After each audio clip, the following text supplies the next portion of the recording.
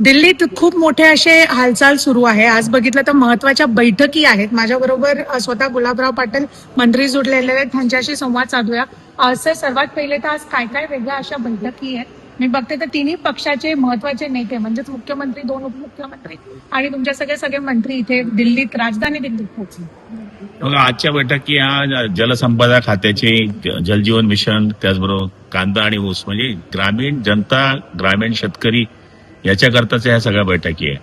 त्याच्यामध्ये पाटबंधाऱ्याचा विषय आहे, त्याच्यामध्ये पाणी पुरवठ्याचा विषय आहे, त्याच्यामध्ये शेतकऱ्यांचा सगळ्यात भेडसावणारा प्रश्न आज जो महाराष्ट्रात आऊन आला आहे, त्याच्यामध्ये कांदा आहे, ऊस आहे. हे सगळे प्रश्न एकत्रित सोडण्याकरता आज बरेच मंत्रिमंडळ किंवा आदरणीय सीएम, डीसीएम साहेब या ठिकाणी उपस्थित आहेत. सर, एक महत्वाचं म्हणजे हे सांगितलं जातं अमित शहाच्या बरोबर एक बैठक आहे.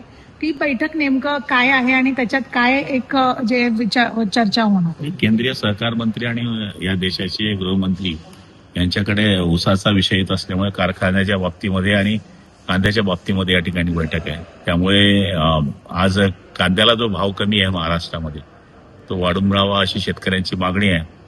त्या बैठकी आदरणीय शहासाहेबांकडे आहे.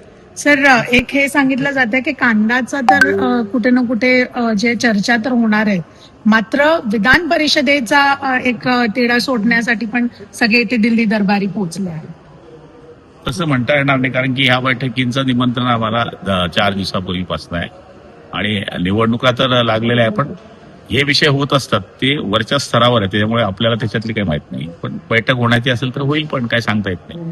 विधान परिषदेची सिनारिओ काय आहे? आम्हाला समजतंय 12-4-1 असा फॉर्म्युला आहे. 4 हे शिवसेनाला मान दिलं जाणार आहे, पण त्याच्याने एकनाथ शिंदे हे नाराज आहेत, शिवसेना नाराज आहे. नाही, अजून तर काही चर्चा सुरू आहे आणि मला नाही वाटत असं काही वेळ. आम्ही 7 जागेची मागणी केलेली आहे आणि मला खात्री आहे की ज्या ठिकाणी आमचे आमदार आहेत त्या जागाच 5 आमच्या आहेत, त्यामुळे 2 जागाशिवाय आम्ही मागितल्या आहेत. जळगावची काय स्थिती आहे सर? कारण की गिरीश महाजन हे काल बोलले की भाजपचा पण दावा तितकाच स्ट्रॉंग आहे जळगाववर जितका शिवसेना मागती आहे आणि तुमचेच सुपुत्र इनफॅक्ट तुम्ही पिच करतात, प्रतापराव पाटील यांना पिच करणार आहे. आम्ही शिवसैनिक म्हणून जागा लढणार आहोत.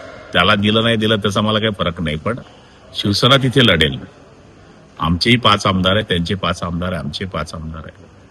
त्यामुळे दोघं लोकसभा ते लढतात. तर आमची इच्छा आहे की मागे 2 टर्मच्या पूर्वी ही जागा शिवसेनेची होती, आम्हाला मिळावी.